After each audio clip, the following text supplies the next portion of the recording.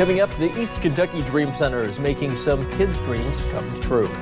And we introduce you to the winners of our Youth Leadership Award. And we have more information about next month's primary election. Dedicated to Eastern and Southern Kentucky, this is WYMT Mountain News This Morning. Good morning and happy Monday. The time is just about 5:30. Let's check in with Brandon Robinson for a look at your nice day ahead, but still a little bit foggy out there. Yeah, and it's getting worse. We've noticed the last few minutes here on the WYMT studio camera, so let's take a look at that.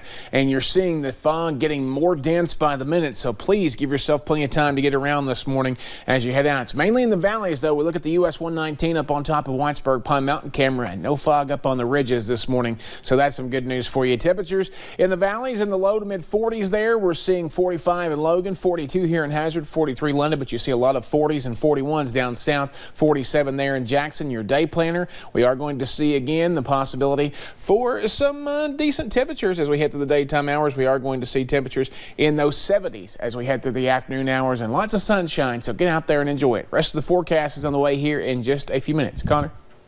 All right, thanks, Brandon. Well, primary elections may be May 21st, but today is the last day you can register to vote. Some experts say such an early registration deadline is one reason for low voter turnout. Garrett Weimer has more information on how you can make sure you can cast your vote next month. Several big statewide races are on the ticket this year, including governor. But before you can walk in the voting booth to cast a ballot in your party's primary, you have to register if you haven't already. It's no wonder Kentucky turnout is, woefully low as compared to other states. Voter turnout in the last governor's election back in 2015 was around 30%. That's less than 1 out of 3 registered voters actually showing up at the polls. On Kentucky Newsmakers, our own Bill Bryant talked with UK law professor Josh Douglas about improving that. Other places have automatic voter registration, where the state automatically puts people on the voter rolls given the information they have, or even same-day registration, where you can register and vote at the same time at the polls. And those states have the highest turnout. In fact, a recent study showed that the states with the highest turnout have either automatic voter registration or same-day registration. The states with the lowest turnout have a registration deadline of 3 or 4 weeks before Election Day. Douglas, an election law and voting rights expert, just released a book called Vote for Us that looks at voting rights reform. Douglas says Kentucky's restrictive procedures for absentee ballots and no early voting also discourage turnout. If you want to do your part, make sure you exercise your right to vote. Mark a couple of dates on your calendar. Again, Monday is the deadline to register. If you haven't registered or need to update your registration, you can do it online at govoteky.com. Primary election day is May 21st. Polls are open from 6 a.m. to 6 p.m. Garrett Weimer, WKYT. If you need an absentee ballot, you can apply for one at your county clerk's office. The deadline for that is May 14th. One person was flown to UK hospital after a crash in Rockcastle County between a motorcycle and a pickup truck. The crash was on Copper Creek Road, briefly shutting down the road as crews cleared the scene. The road did reopen, though, last night. And a city with a history of water issues now marking an anniversary. It was 5 years ago this month that Flint, Michigan switched its drinking water source to a cheaper option for the city, the Flint River. Since then, more than 10,000 people were exposed to high lead levels in the water, sparking a crisis that gained worldwide attention. Looking for improvement, city officials say they are now working to replace older lead pipes. And a soldier originally from Richmond died in Iraq on Saturday. The Department of Defense says Ryan Riley was a fire control specialist stationed out of Fort Campbell. The department did not say how he died, but that it was a non-combat related accident. Riley enlisted in October of 2016. He was only 22 years old. Frightening moments for churchgoers at a San Diego church on Easter Sunday. Authorities say a woman holding a gun and a 10-month-old baby walked into a non-denominational church around noon during Easter services. Officials say the 31-year-old woman walked onto the stage and threatened to blow up the church. Police say the church members acted quickly and stepped in. Some of the congregation members rushed the female before anything could happen and took her into custody, took the gun and the child away from her, and held her until the police officers could arrive. No one was hurt and the woman was taken into custody. The gun was not loaded and no explosives were found. Police have not said what charges she may face. And tourists and locals on Easter Sunday reflected on the damage caused by the massive fire that engulfed Notre Dame during Holy Week.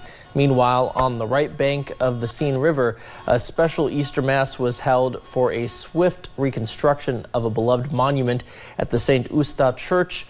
No Mass was held in Notre Dame itself, forcing worshipers to find other places to attend Easter services. We know that probably the infrastructure is unstable and they don't want people close to it. We were hoping that maybe on Easter there would be maybe a Mass outside, but keeping everyone safe should obviously be everyone's primary concern. But it's still magical and she's still beautiful even from this distance. That was Christian Diaz, who was visiting Paris with his family from Miami. And it's an Easter in Paris against a backdrop no one could have imagined, one without Notre Dame. Cristobal Okucha is a photographer and took these pictures as the iconic cathedral spire came crashing down. It's an impact that is felt across the world, but especially in France. I saw a lot of people crying. It was very contagious crying because I wanted to cry too. Actually, I look around and I see people of all religions watching and feeling bad of the situation. It's not about a religion thing. It's about humans. It's a church still standing as it has for hundreds of years, but one that almost burned down in a matter of hours. And the East Kentucky Dream Center is making some kids' dreams come true. After more than 4,000 eggs and countless hours of work, some Pike County families woke up with eggs in their yard on Easter morning. That's all thanks to some volunteers who planted them the night before. The East Kentucky Dream Center is a nonprofit faith-based organization which helps fill many community needs. Executive Director Rachel Campbell Dotson says she never thought she would egg a house. I think our job as parents and as adults is to keep life interesting and to continue innocence for a child. You know, the Easter Bunny, Santa Claus, that kind of thing. We have to help them out sometimes. So the Dream Center loves tagging along with things like that. A $50 donation contributes 100 eggs to the cause. If you would like to volunteer for the East Kentucky Dream Center, you can visit our website to learn more. And in Wisconsin, the Easter Bunny isn't the only one delivering treats to kids this year. Dogs are also joining in on the fun.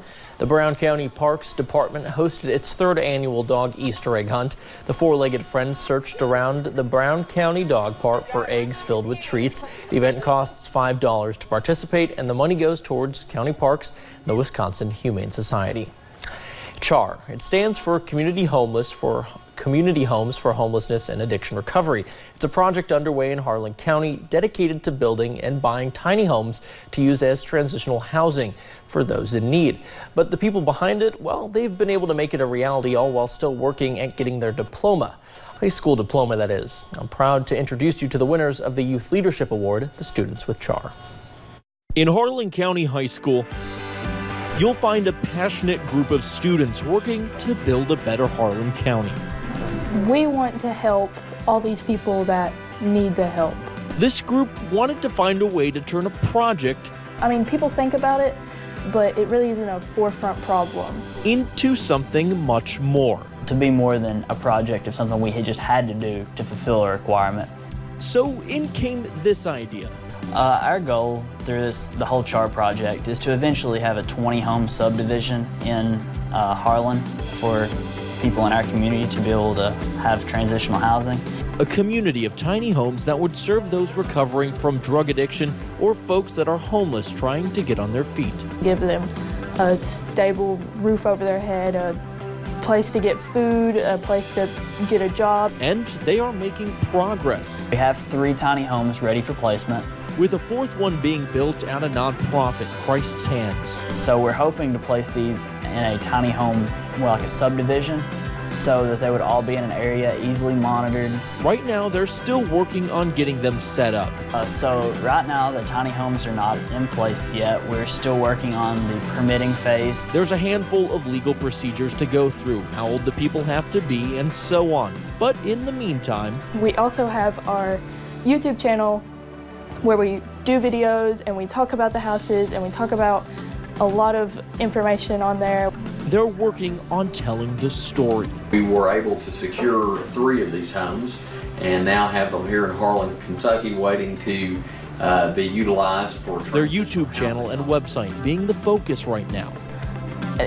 That is a great way to promote and show what we have, and the website really helps a lot with that. Once they make it through that permitting phase, Once that's done, that we would hope to go through the selection process and be able to get our first candidates to go in these tiny homes. and they're hoping this reaches much further than Harlan County or even Eastern Kentucky.